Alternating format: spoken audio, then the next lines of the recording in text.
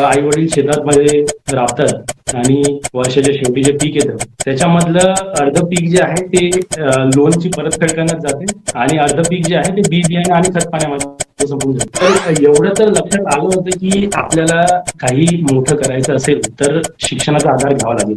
घरच्यांना विचारलं असं सहज की काय मी तेव्हा भांडण केलं होतं किंवा काय मस्ती केली होती की त्या कॉन्व्हेंट वाल्यांनी मला काढून टाकलं. तर घरचे म्हणले घरचे म्हणले चूक तुझी नव्हती, चूक ऍक्च्युली परिस्थितीची होती. बहुतेक खूप साऱ्या विद्यार्थ्यांचा तोच प्रॉब्लेम होतो की तो लेवलअप नाही करत आपण त्या पर्टिक्युलर 10वी नंतर त्या 10वीच्या झोन मध्ये आपण अभ्यास करत राहतो. सिक्युरिटी लेवल सीईटीची जेडब्ल्यू पेक्षा कमी राहते आणि सीईटी मध्ये एक आहे की स्पीड लेवल तुमची जास्त लागते जेडब्ल्यू पेक्षा. आणि तेव्हा माझ्या असं लक्षात आलं त्या पॉइंटला की आता फक्त टेक्निकल स्किल्स दाखवून होणार नाही, आपल्याला लिडरशिप स्किल्स आणि टीम स्किल्स दाखवण्याची गरज आहे. शेतकरी बॅकग्राऊंड मध्ये मधून आल्यानंतर आपल्याला ते सवय असते की जिथं लाच मारणं तिथून पाणी काढायचं. सॅप जे सॉफ्टवेअर आहे ते इंडस्ट्रीमध्ये मला वाटते त्या सॅपचे मॉड्यूल्स आणि सॅप ओरिएंटेड जे सॉफ्टवेअर्स आहेत ते 99% टॉप 100 कंपनीज मध्ये यूज होतात. शांत चित्त हर परिस्थिती में जो खडा रहे, हर धरा पे अंगद के पाव सा आडा रहे. म्हणजे एक सोप्या भाषेत सांगायचं झालं तर पेट गरम आणि दिमाग नरम. लक्षात ठेवा, तुम्ही छत्रपती शिवाजी महाराजांच्या मातीत जन्माला आलेला आहात.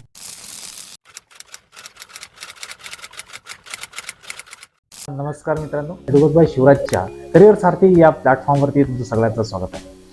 तुम्हाला जर सिव्हिल इंजिनिअरिंगमध्ये करिअर घडवायचं असेल तर सिव्हिल इंजिनिअरिंग नेमकं काय असतं, त्याच्यामध्ये करिअर कसं घडलं जातं, याचा मूर्तिमंत उदाहरण आज आपल्यासमोर उभं आहे. मित्रांनो, आज आपल्यासमोर तुम्हाला जर सिव्हिल इंजिनिअरिंगमध्ये करिअर करायचं असेल, प्लॅनिंग, बजेटिंग, लिडरशिप या गोष्टीची माहिती घ्यायची असेल आणि ग्रामीण भागातून येऊन सुद्धा 100 कोटीचे प्रोजेक्ट कसे हाताळतात याबद्दल जर नॉलेज हवं असेल तर हा पॉडकास्ट तुमच्यासाठी आहे. आणि या सगळ्या प्रश्नांची उत्तर देण्यासाठी आज आपल्यासोबत आहे स्वप्नील हलावणे, जे ग्रामीण भागातून आलेले विद्यार्थी असून इंग्रजी माध्यमांशी लढा देत त्यांनी आज स्वतःचं यशस्वी करिअर केलं आहे. ते JSW स्टीलमध्ये डेप्युटी मॅनेजर या पदावर कार्यरत आहेत. त्यांनी त्या ठिकाणी एक मॅनेजमेंट ट्रेनिंग या पद्धतीने सुरुवात करून डेप्युटी मॅनेजर या पदावर पोहोचलेले आहेत आणि त्यांच्या हातून 100 कोटीपेक्षा जास्त मोठे प्रोजेक्ट हे यशस्वीरित्या पूर्ण झालेले आहेत. त्यामुळे त्यांचे इन्साईट तुम्हाला या सगळ्या पॉडकास्टमधून नक्कीच महत्वाचं ठरणार आहे. चला आपण त्याचं स्वागत करू. नमस्कार स्वप्नील हलावणे, तुमचं एडुगोजबाई करिअर सारथीच्या प्लॅटफॉर्मवर स्वागत आहे. हॅलो, नमस्कार. तर पहिला प्रश्न नेमकाच असा राहील की शेतकरी कुटुंबातून तुम्ही पुढे आलेला आहात. निश्चितच, तर शेतकरी कुटुंबातून जेव्हा आपण पुढे येतो तेव्हा इंजिनिअरिंग किंवा त्या क्षेत्राकडे जाण्याचा पहिल्यांदा विचार तुमच्या मनात कसा काय आला? ऍक्च्युली प्रत्येक शेतकऱ्याला वाटत असतं की त्यांचा मुलगा किंवा मुलीने शिकून मोठं व्हावं.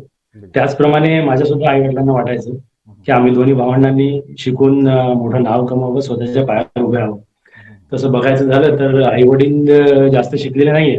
आई 7वी पास आणि वडील 4थी पास. तरी सुद्धा त्यांना शिक्षणाचं महत्व हे पटलेलं होतं आणि ते महत्व त्यांनी आम्हाला सुद्धा व्यवस्थित पटवून दिलं होतं. मला आठवते लहानपणी बघायचो की आई वडील शेतात मध्ये राबतात आणि वर्षाच्या शेवटी जे पीक येतं त्याच्यामधलं अर्ध पीक जे आहे ते लोनची परतफेड करण्यात जाते आणि अर्ध पीक जे आहे ते बी बियाणे आणि खत पाण्यामध्ये संपून जाते. बिलकुल बिलकुल. परत पेरणी झाल्यानंतर उदरनिर्वाह करण्यासाठी आणि शेतीचा खर्च चालवण्यासाठी परत लोन घ्यावं लागते, नातेवाईकांकडनं पैसे उधार घ्यावं लागतात आणि ही सायकल कंटिन्यू चालू राहते. तर एवढं तर लक्षात आलं होतं की आपल्याला काही मोठं करायचं असेल तर शिक्षणाचा आधार घ्यावा लागेल. बिलकुल. मला एक प्रसंग आठवतो की गावामध्ये एक शेजारी कॉन्व्हेंट चालू झालं होतं शेजारच्या गावामध्ये. तर मोठ्या भावाला त्या कॉन्व्हेंटमध्ये टाकलं होतं घरच्यांनी आणि गावातले सर्व मुलं त्या कॉन्व्हेंटमध्ये जायचे. तर गावातून एक ऑटो जायचा आणि म्हणजे मंथली त्या ऑटोचा रेंट आणि शाळेची त्या कॉन्व्हेंटची फीज द्यावा लागायची. नंतर मी 4 वर्षाचा झालो तेव्हा घरच्यांनी मला सुद्धा कॉन्व्हेंटला टाकलं. एक आठवते 10 ते 15 दिवस त्या कॉन्व्हेंटला गेलो असेल. त्याच्यानंतर त्या कॉन्व्हेंट मधून घरच्यांनी काढून गावच्या अंगणवाडीमध्ये टाकलं आणि त्याच्यानंतर जिल्हा परिषद मध्ये गेलो. तर थोडं मोठं झाल्यानंतर घरच्यांना विचारलं असं सहज की काय मी तेव्हा भांडण केलं होतं किंवा काय मस्ती केली होती की त्या कॉन्व्हेंट वाल्यांनी मला काढून टाकलं. तर घरचे म्हणले त्याच्यामधली चूक तुझी नव्हती, चूक ऍक्च्युली परिस्थितीची होती. हम्म, हम्म, हम्म. तर त्या परिस्थितीमधून जे तुमचा जो प्रश्न आहे की ते इंजिनियर व्हायचं कसं सुचलं, तर मला वाटतं त्याच्यासाठी 3-4 गोष्टी लहानपणीच्या आहेत जबाबदार.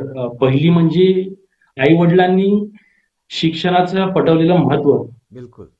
सेकंड मला वाटते की मोठ्या भावानी घरामध्ये तयार केलेलं अभ्यासाचं वातावरण. हम्म, हम्म, हम्म.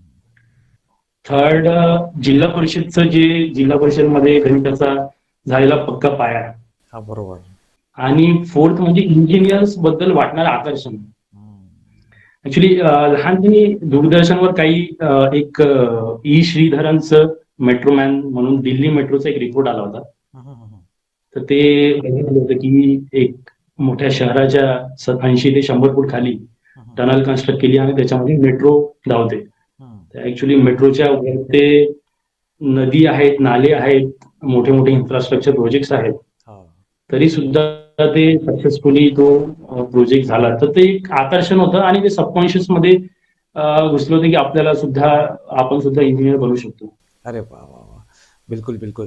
तर मित्रांनो, स्वप्नील हलवणे यांच्या इंट्रोडक्शन वरून तुमच्या लक्षात आलंच असेल की तुमची पार्श्वभूमी मॅटर करत नाही. जर तुम्हाला कुठल्याही क्षेत्रामध्ये पुढे जायचं असेल तर तुमच्यामधलं जे गट्स असतात, तुमच्यामधली जी आपण ज्याला म्हणतो तळमळ असते काही करून दाखवण्याची, ती महत्वाची असते, जे स्वप्नील पटेल यांच्या आपल्याला बोलण्यातून जाणवली असेल.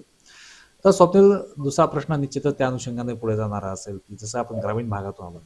आता ग्रामीण भागातल्या विद्यार्थ्यांना नेहमीच हा न्यूनगंड म्हणतो आपण त्याला, की यार आपली तयारी पूर्ण नाही आहे, आपल्याला अभ्यासाचं फार कमी जमतं, वरून इंग्लिशचा प्रॉब्लेम असेलच, टेक्निकल नॉलेज जे आहे त्याच्यात लफडा आहेच आपला. अशा बाबतीमध्ये मोठ्या कॉलेजमध्ये आपल्याला प्रवेश भेटेल की नाही, ही शंका त्यांच्या मनात नेहमी असते.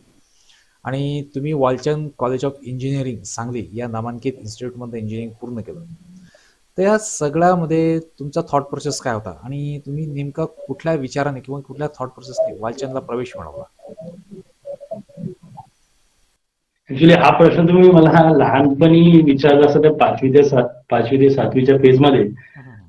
तर माझं ऍक्च्युली उत्तर हेच असतं की कठीण असते त्या पर्टिक्युलर मोठ्या इन्स्टिट्यूट मध्ये ऍडमिशन घेणं. बिलकुल, आणि त्या सगळ्यांनाच ते उलट कठीण आता वाटतं. हा. कारण की 4थी पर्यंतचं शिक्षण मराठीत झाल्यानंतर एक 5वी मध्ये इंग्लिश मीडियम मध्ये गेलो.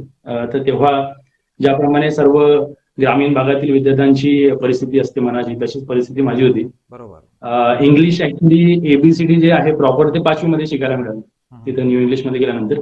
हम्म. गोपाल सर मला आठवते वर्ग शिक्षक होते. हम्म. तर मोठ्या भावानी एक बुकलेट दिलं होतं, त्यामध्ये मराठी बाराखडीचं प्रोनाउन्सिएशन इंग्लिशमध्ये लिहिलं होतं.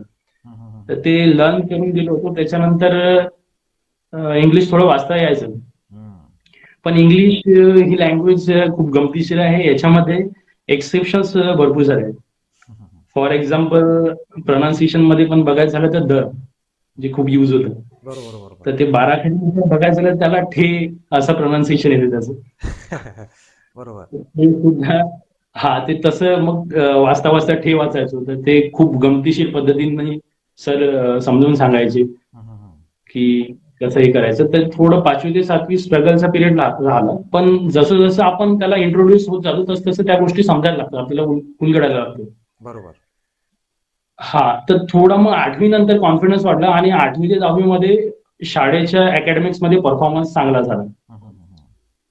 म्हणजे 5वी ते 7वी मध्ये जे पहिल्या 10 मध्ये राहायचं ते 8वी ते 10वी पहिला नंबर यायचा. बरोबर. बरोबर. तर ते कॉन्फिडन्स वाढला होता, त्याच्यामुळे मग 10वी मध्ये पण पहिला नंबर आला, 96% मिळाले. बिलकुल बिलकुल. खूप ठिकाणी सफळ झाले.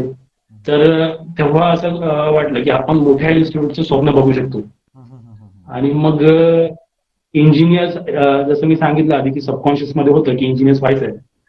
मग इंजिनिअरिंगसाठी 2 रस्ते आहेत, एक तर थ्रू डिप्लोमा किंवा 11th-12th थ्रू. बिलकुल बिलकुल. स्वप्न बघितलं होतं आधी IITचं. हम्म.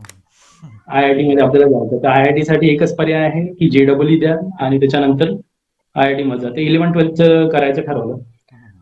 पण JEEच्या अभ्यासक्रमामध्ये आणि 10वीच्या अभ्यासक्रमामध्ये जमीन आसमानचा फरक आहे. अरे बापरे. बहुतेक खूप साऱ्या विद्यार्थ्यांचा तोच प्रॉब्लेम होतो की तो लेवलअप नाही करत आपण त्या पर्टिक्युलर 10वी नंतर. त्या 10वीच्या झोनमध्ये आपण अभ्यास करत राहतो. बरोबर बरोबर. हां, हां. तर तोच प्रॉब्लेम माझ्या सोबत सुद्धा झाला आणि अ, 2 वर्षाच्या शेवटी असं लक्षात आलं, की आपला जो अभ्यास आहे तो पुरेसा नाहीये. बरोबर. त्यामुळे डिप्रेशन पण सामोरं गेलो. ॲक्चुअली तेव्हा डिप्रेशन म्हणून असा वर्ड माहिती नव्हता काय असतं ते. बरोबर. पण 12चे जे एक्झाम पेपर दिले त्या पेपरच्या दिवशी तब्येत खराब व्हायची, फीव्हर यायचा अरे बाप. आणि जो गॅपचा दिवस असायचा तेव्हा चांगलं राहायचं. बरोबर. नंतर जे-डबल-ईची एक्झाम दिली. जे-डबल-ईची एक्झाम दिल्यानंतर त्याच्यामध्ये जो स्कोर आला तेव्हा कळालं होतं, की आपण फक्त ॲडव्हान्ससाठी क्वालिफाय होतोय आणि आपल्याला कुठलं एन-आय-टी किंवा आय-आय-टी कॉलेज नाही मिळणार. तर मग परत थोडा एकांतात बॅक होऊन विचार केला, की आपण आता 2 वर्ष ठीक आहे, अभ्यास तर केलाय. खूप चांगला नाही केलाय, पण अभ्यास केलाय. तर आपण तेच ओव्हरथिंक करत राहिलो, तर आपण पुढे सुद्धा ज्या एक्झाम्स आहेत त्याच्यामध्ये पण परफॉर्म नाही करू शकणार. तर जे-डबल-ई नंतर दीड महिन्याच्या अंतरावर सी-ई-टी एक एक्झाम असते, हा हा जी महाराष्ट्रातले जे इंजिनिअरिंग कॉलेजेस आहेत हा हा. त्यासाठी कॉमन एंट्रन्स टेस्ट. अरे वा. बरोबर. तर मग ठरवलं, की आपण सी-ई-टी साठी प्रिपेअर करू. सी-ई-टीचा आणि जे-डबल-ईचा अभ्यासक्रम जवळपास सेम असतो. असा. डिफिकल्टी लेव्हल जी आहे सी-ई-टीची ती फक्त कमी असते जे-डबल-ई पेक्षा. सिलेबस सेम राहतो, फक्त पण डिफिकल्टी लेवलवर काम करते. हां, डिफिकल्टी लेव्हल सी-ई-टीची जे-डबल-ई पेक्षा कमी राहते आणि सी-ई-टी मध्ये एक आहे, की स्पीड लेव्हल तुमची जास्त लागते जे-डबल-ई पेक्षा. असं. बरोबर बरोबर. हं, हं. जे-डबल-ई मध्ये टाईम पुरेसा असतो, पण डिफिकल्टी लेव्हल जास्त असते. बरोबर. तर मग दीड महिन्यामध्ये एक अभ्यासक्रम बनवला आणि त्यानुसार टाईम टेबलनुसार अभ्यास करत गेलो. ठरवलं होतं, की टॉप 5 कॉलेजेस आपल्याला मिळवायचे आहेत महाराष्ट्रातले. हा हा हा. तर त्याच्यासाठी 140 प्लस स्कोर लागतो, तर 145 स्कोर मिळवला. अरे वा वा वा. बढिया बढिया बढिया. आणि स्कोर आल्यानंतर मग जे टॉप कॉलेजेस आहेत जसे COEP, VJTI, Walchand, Sardar Patel, Sambhajinagar government college, Amravati government आणि त्याच्यानंतर नांदेड असे 7-8 कॉलेजची लिस्ट बनवली होती. तर त्यामधलं वालचंद कॉलेज मिळालं. बिलकुल बिलकुल बिलकुल बिलकुल. एकदम बढिया. तर याच्यावरून नक्कीच आपल्या असं लक्षात येतं, की आपल्यामध्ये जरी काही अडचणी असतील किंवा कुठल्या तरी भागामध्ये आपण जर मागे असतो अभ्यासाच्या बाबतीत, तरी सुद्धा प्लॅनिंगनी आणि प्रिपरेशननी आपण तेवढं कव्हर अप करू शकतो. आणि एक क्षेत्र जसं तुम्ही सांगितलं IIT-ला जायचं स्वप्न होतं, परंतु प्रिपरेशनचा अभाव म्हणा किंवा आपलं बॅकग्राऊंड त्याला सपोर्ट करत नाही या दृष्टीने म्हणा, पण एक नवीन चांगला आणि उत्तम मार्ग आपण प्रिपरेशन मधूनही निवडू शकतो. हे तुम्ही याच्यात सिद्ध करून दाखवलेलं आहे. बिलकुल बिलकुल बिलकुल. आता इंजिनिअरिंग संपलं आणि इंजिनिअरिंग संपल्यानंतर आपला मार्ग सुरू होतो जॉबचा, ज्या ठिकाणी तुम्ही ग्रॅज्युएट इंजिनियर ट्रेनी म्हणून जॉईन झाला आणि JSW स्टीलमध्ये जॉईन झाला सुरुवातीलाच. JSW स्टीलला. हा, JSW स्टीललाच आपण ट्रेनी म्हणून जॉईन झाला आणि तिथून 4 वर्षातच तुम्ही एक ट्रेनी ते डेप्युटी मॅनेजर या पदापर्यंत पोहोचलेला आहात. आता या पदापर्यंत तुम्ही पोहोचलात, तर एकदम सुरुवात ते आतापर्यंत याच्यातला सर्वात महत्वाचा टर्निंग पॉईंट तुम्हाला कुठला वाटला तुमच्या करिअरच्या दृष्टीने या 4 वर्षाच्या पिरियड? ओके. ऍक्च्युली जॉबच्या सुरुवातीपासूनच एक सवय होती, म्हणजे रिस्पॉन्सिबिलिटी घ्यायची बिलकुल. आणि प्रत्येक ऍक्टिव्हिटीमध्ये पार्टिसिपेट करायचं. ते जे काम आहे ते मॅनेजमेंटनी पण हिरावून घेतलं होतं, बरोबर. की प्रत्येक टास्क मध्ये रिस्पॉन्सिबिलिटी घेणं आणि ओनरशिप घेणं. नंतर त्यांनी मला एक प्रोजेक्ट दिला, जो की इंडिव्हिज्युअली हँडल करण्यासाठी. आणि तेव्हा माझ्या असं लक्षात आलं त्या पॉइंटला, की आता फक्त टेक्निकल स्किल्स दाखवून होणार नाही, आपल्याला लिडरशिप स्किल्स आणि टीम स्किल्स दाखवण्याची गरज आहे. बिलकुल बिलकुल. आणि ती मी दाखवलं सुद्धा. त्या पर्टिक्युलर प्रोजेक्टमध्ये एक 50 डेजच्या टाइम ड्युरेशन मध्ये एक रनिंग प्लांट मध्ये इंडस्ट्रियल प्रोजेक्ट होता, तो कम्प्लीट करायचा होता. तो आम्ही टास्क प्रायोरिटायझेशन आणि स्टेक होल्डर मॅनेजमेंट ते व्यवस्थित करून तो प्रोजेक्ट कम्प्लीट करून दाखवला आणि त्याला मॅनेजमेंटने अप्रिशिएट सुद्धा केलं आणि नंतर मला त्याचं प्रमोट पण केलं. अरे वा वा वा. तर बिलकुल मित्रांनो, स्वप्नील पाटील यांचं जर तुम्ही हे नॅरेशन एवढंच ऐकलं, की नॉलेज तुमच्याकडे असेल, स्किल तुमच्याकडे असेल, परंतु जोपर्यंत तुम्ही स्वतःहून इनिशिएट करून कुठल्याही गोष्टीकडे लक्ष देत नाही आणि जबाबदारी घेत नाही, म्हणजेच काय की लिडरशिप घेणं म्हणजे कुठलंही मोठं नाही आहे. तर ऍक्च्युली जबाबदारी, जेवढी मोठी जबाबदारी तुम्ही घ्याल तेवढं तुम्हाला तुमचं मॅनेजमेंट असेल किंवा तुमचं करिअरमध्ये ते ग्रोथ मिळेल. आणि हे स्वप्नील पटेल यांनी आता सिद्ध केलंय. केवळ 4 वर्षाच्या करिअर ग्रोथमध्ये त्यांनी एक लांब उडी मारली आहे स्वतःच्या करिअरमध्ये. आणि तुम्ही विचार करू शकता इथून 25 ते 30 वर्षाचं करिअर त्यांचं इथून पुढे बाकी आहे. आणि स्काय इज द लिमिट असा जर कॅन्डिडेट असेल तर अभिनंदन स्वप्नील जाधवने तुमचं. तुम्ही त्या ठिकाणी डेप्युटी मॅनेजर म्हणून थँक्यू. काम करताय. आता या सगळ्या जडणघडणीमध्ये तुम्ही सांगितलं की तुमच्या हाताखालून 100 कोटीपेक्षा जास्त कोटींचे प्रोजेक्ट सुद्धा हाताखालून केलेले आहे. आता 100 कोटी हे आकडा जर सांगायला गेलं तर काही लोकांना शून्य मोजायला सुद्धा अडचण होईल, इतकी मोठी अमाऊंट असते.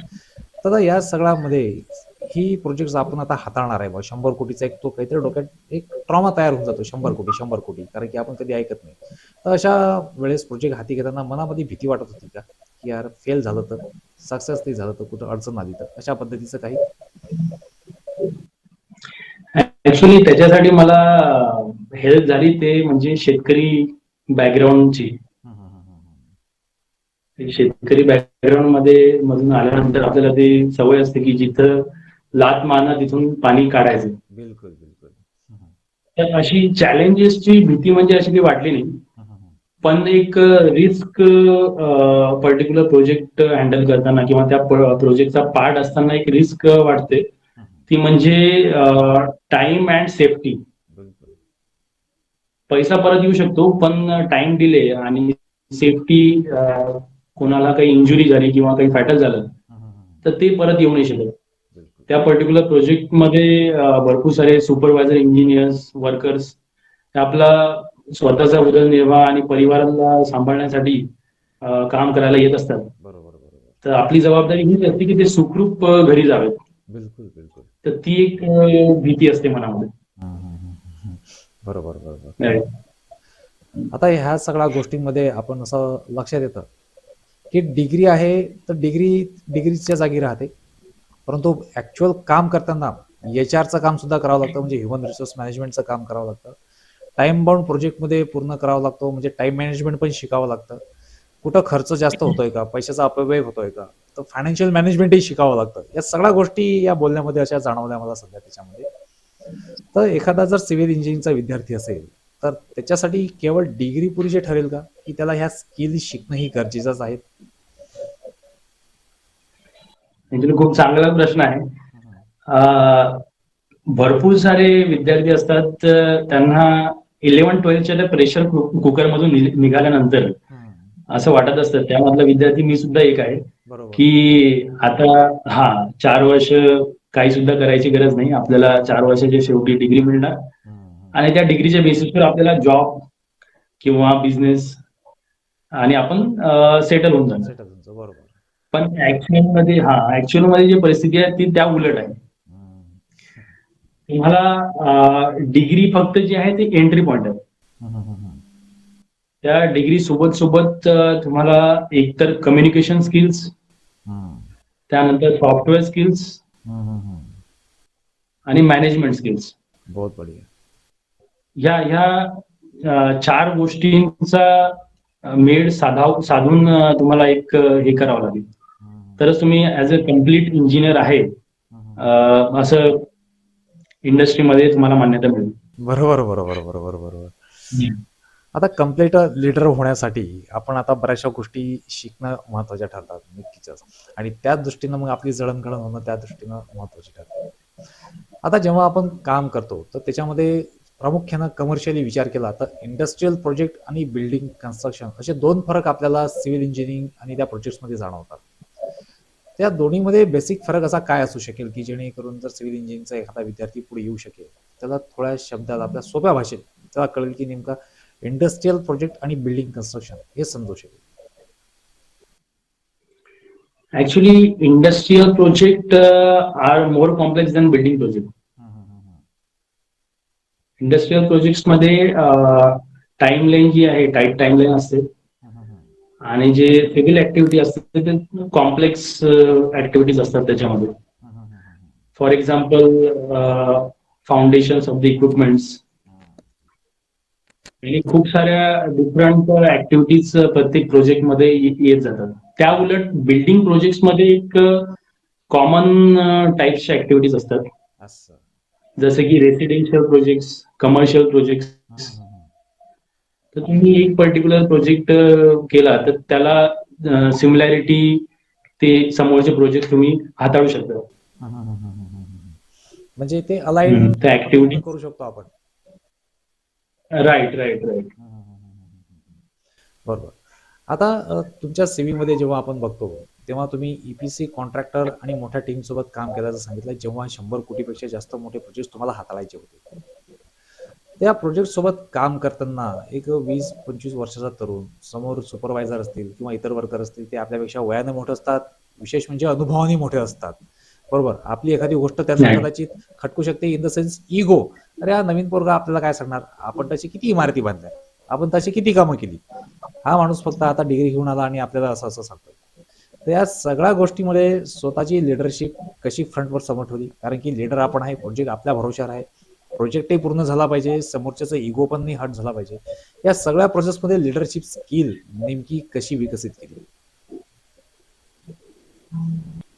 ऍक्च्युली सुरुवातीला वाटायचं की लीडर म्हणजे ऑर्डर देणं, हम्म. की तुम्हाला सर्व लोकांना ऑर्डर द्यावं लागते आणि काम करून द्यावं लागते. पण तसं नाही. थोडा त्या पोझिशनला काम केल्यानंतर आणि थोडं मॅच्युअर झाल्यानंतर लक्षात आलं की लिडरशिप म्हणजे ऑर्डर देणे नाही, हम्म. तर पर्टिक्युलर थिंग्सच्या, पर्टिक्युलर टास्कच्या क्लॅरिटी देणे. हम्म, हम्म, हम्म. आणि ती लिडरशिप स्किल एनहान्स करण्यासाठी मी नेहमी ट्राय करतो की साईटवर जेवढा जास्त वेळ घालवू शकतो तेवढा जास्त वेळ साईटवर घालवायचा. हम्म, हम्म, टीमचं जे आहे तुम्ही ऐकायचं, हम्म. तुमचे लिसनिंग स्किल्स हे चांगले असले पाहिजे. बरोबर, बरोबर. आणि तुमच्या टीमचे जे प्रॉब्लेम्स आहेत हम्म, हम्म. ते सॉल्व्ह करण्यासाठी तुम्ही प्रयत्न करायला पाहिजे. अरे वा. असं नाही की तुम्ही फक्त ऑर्डर देत आहे आणि तुम्ही कामाच्या ओरिएंटेड आहे, हम्म, हम्म. टास्क ओरिएंटेड आहे, बरोबर, बरोबर. तुम्ही प्रॉब्लेमकडे दुर्लक्ष करत आहे. हम्म, हम्म. तर तू ज्या प्रॉब्लेमकडे दुर्लक्ष केलं त्याच्यामुळे तुमचं टास्क पण हॅम्पर होते काही काळानंतर. बरोबर, बरोबर. हम्म, तर त्या सर्व गोष्टी तुम्हाला इम्प्रूव्ह कराव्या लागतात हम्म, जर तुम्हाला एक गुड लीडर म्हणून इंडस्ट्रीमध्ये नाव कमवायचं असेल तर. हम्म, हम्म, हम्म. बरोबर, बरोबर. हा, आणि एक लीडर्स एक असते त्याच्यामध्ये एक अजून मला वाटतं एक पॉइंट आहे की पर्सनल इगो जो आहे तो थोडा बाजूला सारावा लागतो. बिलकुल, बिलकुल. सगळ्यांसोबत काम करायचं म्हणजे थोडं हम्म. फ्रेंडली आणि त्यांचंही ऐकावं लागत असेल बऱ्याचदा, की यारची गोष्ट बरोबर असू शकते, एकदा ट्राय करायला काय हरकत आहे. Right, right, right. बिलकुल, राईट. बिलकुल, बिलकुल. आता या सगळ्या सिव्हिल इंजिनिअरिंगमध्ये आपण बघितलं की कन्स्ट्रक्शन, तोडफोड, कामगार वगैरे या गोष्टी राहतात. पण कुठंतरी याच्यामध्ये MS प्रोजेक्ट किंवा सॅप, MM किंवा प्रेमविरा यासारखे सॉफ्टवेअर सुद्धा अंतर्भूत असतात, असं तुमच्या CV मध्ये जाणवलंय. तर नेमकं या सॉफ्टवेअरचा सुद्धा कुठं त्याच्यामध्ये अंतर्भूत समावेश होतो आणि कशी उपयोगी ते पडतात? ऍक्च्युली खूप महत्वाचे सॉफ्टवेअर्स आहेत हे, हम्म, जे तुम्ही सांगितले. हम्म, सॅप जे सॉफ्टवेअर आहे ते इंडस्ट्रीमध्ये मला वाटते त्या सॅपचे मॉड्यूल्स आणि सॅप ओरिएंटेड जे सॉफ्टवेअर्स आहेत ते 99% टॉप 100 कंपनीजमध्ये यूज होतात. अरे बापरे. हम्म, हम्म, हा, तर तुम्हाला जर सॅप सॉफ्टवेअर च स्किल आलं, हम्म. याचा अर्थ तुमचं तेवढं एक्सपोजर वाढतंय इंडस्ट्रीमध्ये. अरे वा वा, बेस्ट. सेकंड, MS प्रोजेक्ट आणि प्रायमावेरा सारखे जे सॉफ्टवेअर्स आहेत ते प्रोजेक्ट मॅनेजमेंटमध्ये खूप कामाला येतात. जसे की कॉम्प्लेक्स प्रोजेक्ट जर असलं तर आपण प्रायमावेरा यूज करतो आणि सिम्पल प्रोजेक्ट असलं तर MS प्रोजेक्टचा वापर करतो. असं असं म्हणजे याच्यामध्ये टाइम मॅनेजमेंट हम्म, आणि प्रोजेक्ट टास्क मॅनेजमेंट, हम्म, हम्म, हम्म, हम्म. सायमल्टेनियस पर्टिक्युलर एक प्रोजेक्ट आहे त्याच्यामध्ये 900 to 1000 टास्क असतात. हम्म, हम्म, हम्म, तर त्या 900 टास्क मधल्या कुठल्या टास्क ह्या अगोदर करायच्या, कुठल्या टास्क सायमल्टेनियसली करायच्या, हम्म, हम्म, कुठल्या at the end of project करायच्या, हम्म. तर त्याच्यासाठी हे सॉफ्टवेअर जे आहेत ते आपल्याला हेल्प करतात. अरे वा वा. हे सॉफ्टवेअर जर पर्टिक्युलर इंजिनियरला येत असले तर त्याचा एक अप्पर हँड तयार होतो हम्म, हम्म, हम्म. कुठल्याही कंपनीमध्ये जॉईन होण्यासाठी. अरे वा. म्हणजे हे सॉफ्टवेअर एक प्रकारे हम्म. आपल्याला सिव्हिल इंजिनिअरिंग मध्ये ऑटोमेशन पद्धतीनं तयार करू शकतात, अशा पद्धतीचे आहेत. Right. हम्म. आता जेव्हा आपण प्रोजेक्टवर काम करतो, मोठे मोठे प्रोजेक्ट हाताळतो, सॉफ्टवेअर सुद्धा शिकावे लागतात, कारण की सगळ्या गोष्टी टाइम बाउंड आणि फायनान्शियली सुद्धा मॅनेज कराव्या लागतात. तर अशामध्ये एखादा प्रोजेक्ट जर डिले होत असेल किंवा प्रोजेक्टमध्ये काही अडचणी येत असतील, अडचणी 100 प्रकारच्या. आता कामगारांसोबत काम करणं, फायनान्स वेळेवर होत नाही, कारण की ज्याचा प्रोजेक्ट असतो त्याच्या काही अडचणी असतील. तर असे प्रोजेक्ट हँडल करताना जर काही प्रॉब्लेम येत असेल, प्रोजेक्ट डिले होत असेल किंवा नुकसान होण्याइतपत जर परिस्थिती येत असेल, तर निश्चितच आपल्यावरती प्रेशर येतं, ट्रेस वाढतो. तर सगळ्या गोष्टी सांभाळताना स्वतःचं मानसिक संतुलन किंवा स्वतःचं ट्रेस मॅनेजमेंट कसं करू शकतो आपण?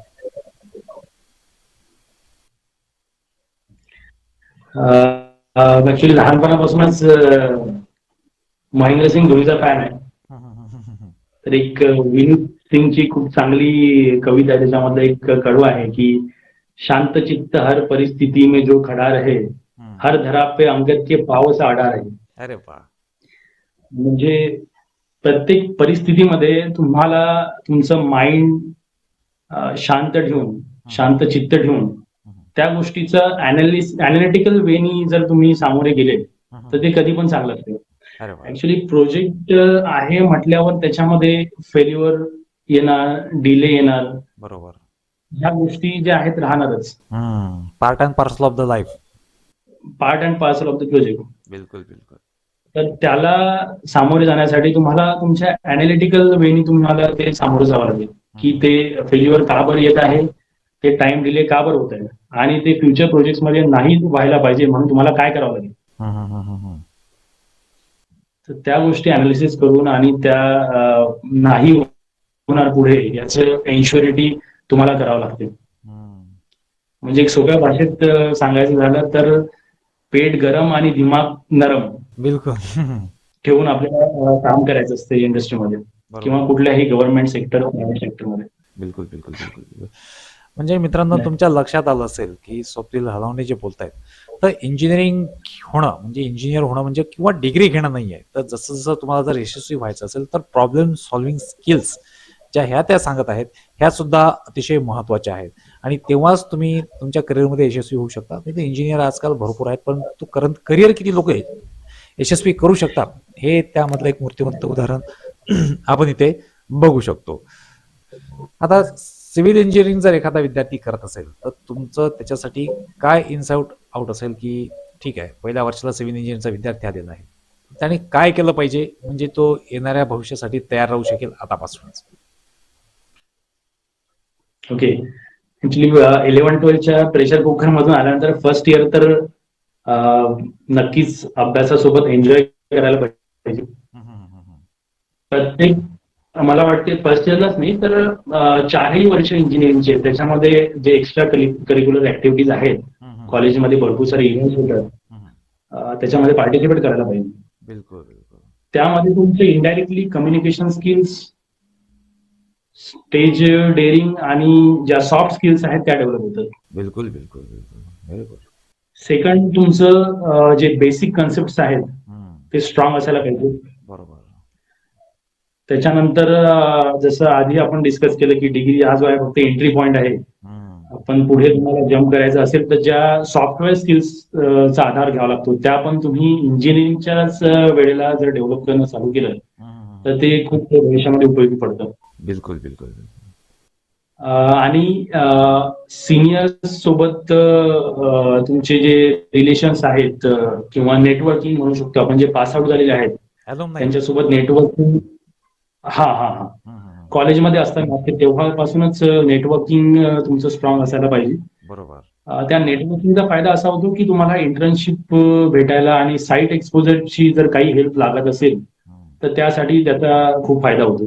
अरे वा, बेस्ट बेस्ट. हा, आणि अजून एक म्हणजे की इंजिनिअरिंग मध्ये गेल्यानंतर आपलं डिसाइडच होत नाही की आपल्याला करायचं काय. आपल्याला गव्हर्नमेंट मध्ये जायचंय, आपल्याला हायर एज्युकेशन मध्ये जायचंय, आपल्याला प्रायव्हेट सेक्टर मध्ये जायचंय की आपल्याला बिझनेस करायचा. ते डिसाईड होतं आपल्याला 4 वर्ष संपत आलेले असतात आणि 4th इयरच्या लास्ट सेमला आपलं डिसिजन होतं. हा, तर ते मला असं वाटतं की तुम्ही सेकंड इयर पासूनच त्या गोष्टी एक्सप्लोर करायला पाहिजे. बरोबर बरोबर आणि त्या दृष्टीनं आपलं जो मार्ग आहे तो तयार करायचा. बरोबर बरोबर. आता जेव्हा Yes. पहिल्या वर्गाचा विद्यार्थी असेल फर्स्ट इयरचा, तर ह्या स्ट्रॅटेजी तो करू शकतो. आता त्यालाच जोडून दुसरा प्रश्न असा, की आता आपल्यासारखे बरेचसे विद्यार्थी ग्रामीण भागातले असतात किंवा छोटे शहरं असतात, टायर 2, टायर 3 सिटी आपण ज्याला म्हणू शकतो. तर अशा विद्यार्थ्यांना जर तुमच्यासारख्या मल्टीनॅशनल कंपनीमध्ये जॉब घ्यायचा असेल, JSW स्टील जे रिनाऊंड नाव आहे आज इंडस्ट्रीमध्ये, तर अशा MNC मध्ये जायचं असेल तर कुठली पद्धत ज्याला आपण म्हणू शकतो स्ट्रॅटेजी त्यांनी वापरली पाहिजे जेणेकरून त्याला तिथे ऍक्सेस मिळू शकेल जॉबच्यासाठी?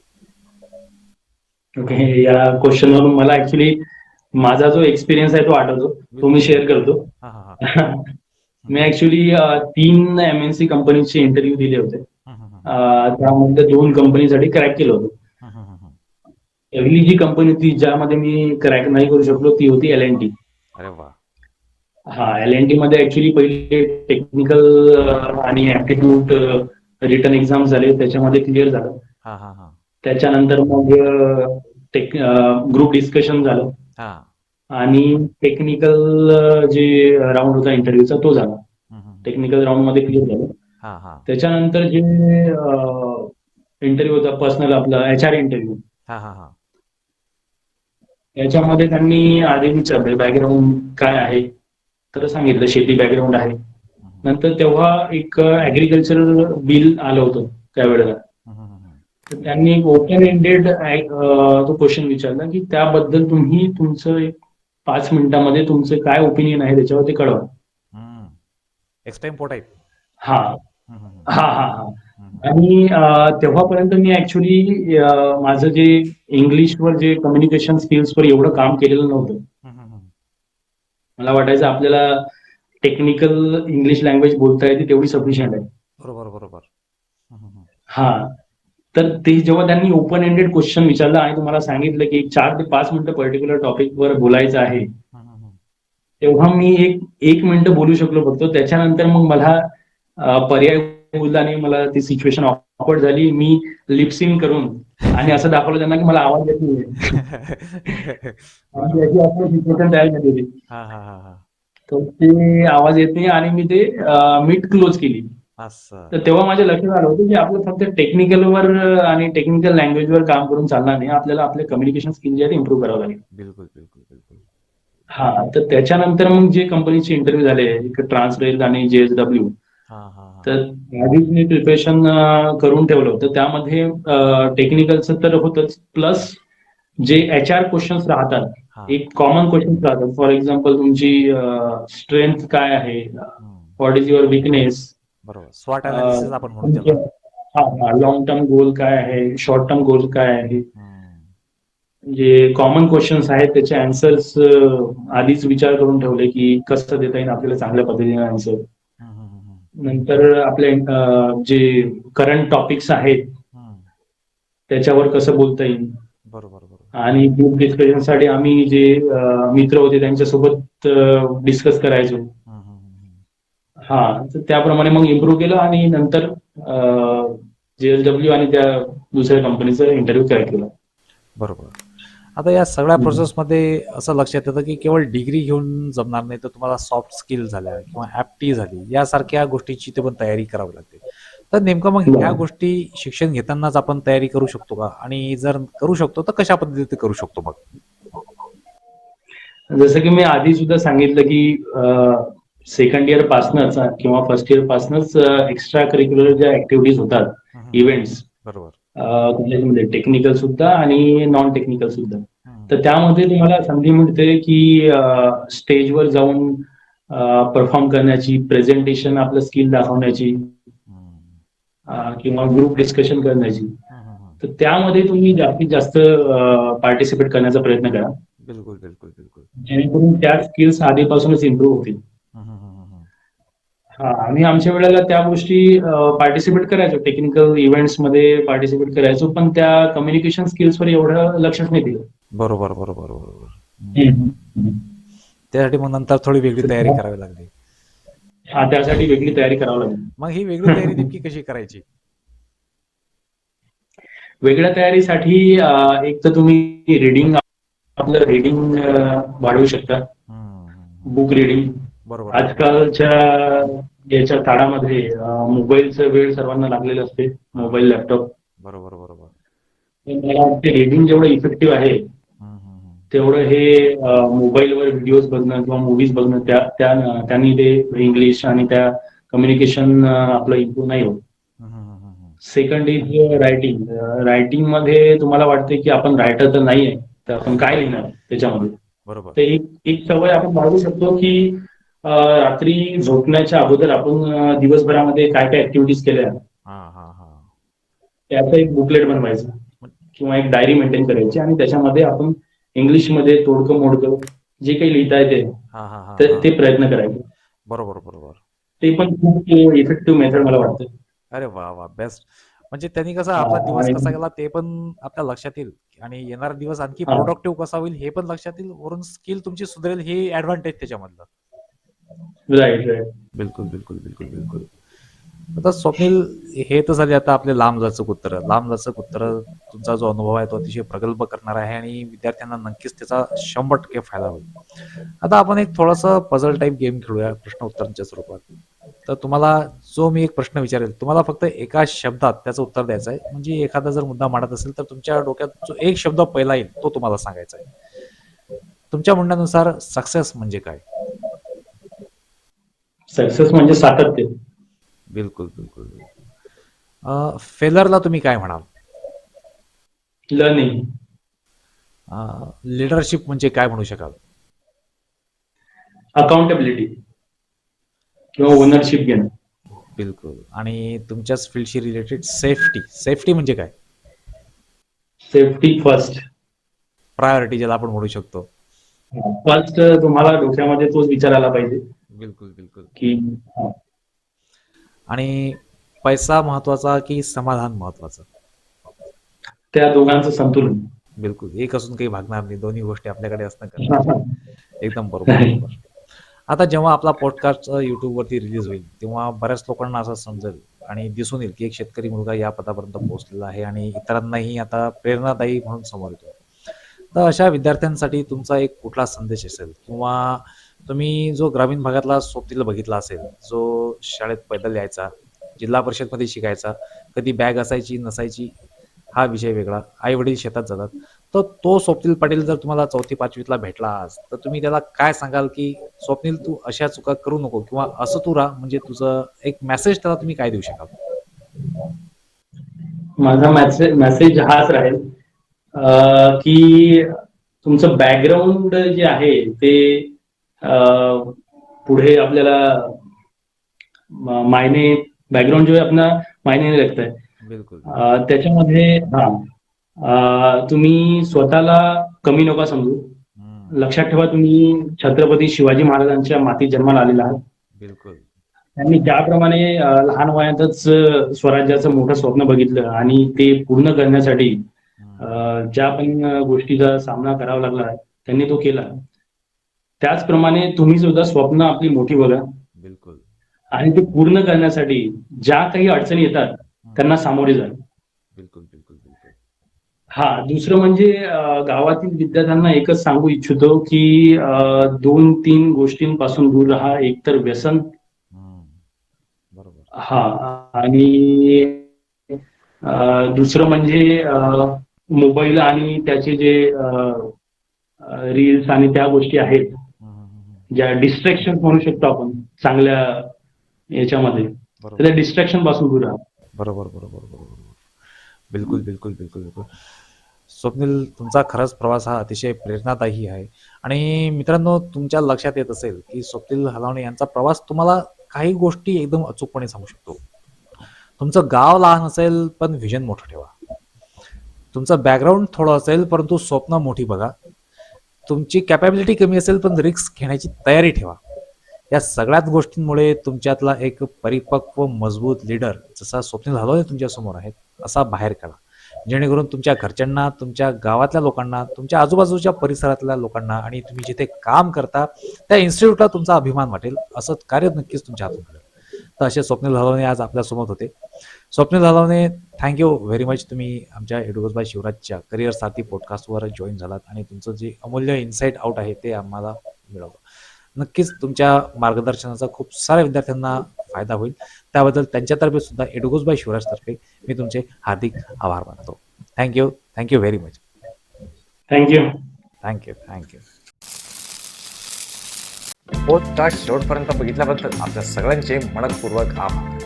आता केवळ तुम्हाला 3 गोष्टी करायच्या. पहिली गोष्ट, हा पॉडकास्ट शक्यतो इतरांनाही शेअर करा, जेणेकरून इतर विद्यार्थी जे असतील, जे निराशेच्या गर्केत सापडलेले असतील किंवा प्रगती करण्याकरता, अभ्यास करण्याकरता कुठलं कारण सांगत असतील, तर त्यांच्यापर्यंत हा व्हिडिओ नक्कीच पोहोचवा. कारण की या संघर्षामधनं येणारे विद्यार्थी हे नक्कीच करतील. दुसरी गोष्ट, आमच्या चॅनलला सबस्क्राईब करायला मात्र अजिबात विसरू नका, कारण की याच प्रकारचे व्हिडिओज आणि जॉब अपडेट्स तुम्हाला आमच्या चॅनलमार्फत हे भेटत राहतील. आणि तिसरी गोष्ट, जर तुम्हालाही अशाच प्रकारची तुमची संघर्षगाथा किंवा यशोगाथा जे पण ते जर आमच्यासोबत शेअर करायची असेल आणि आमच्या पॉडकास्टमध्ये तुम्हाला सुद्धा सहभागी व्हायचं असेल, तर खाली दिलेल्या मेल आयडीवरती तुमचा एक मेसेज ड्रॉप करा किंवा तुमची संघर्षगाथा आम्हाला सांगा. आम्ही तुमच्यापर्यंत रिच आउट करून तुमचीही सुद्धा यशोगाथा किंवा संघर्षगाथा आपल्या पॉडकास्टमार्फत त्या ठिकाणी प्रसारित करण्यास मदत करू. तेव्हा अशाच नवीन पॉडकास्टसह लवकरच भेटू. तोपर्यंत धन्यवाद.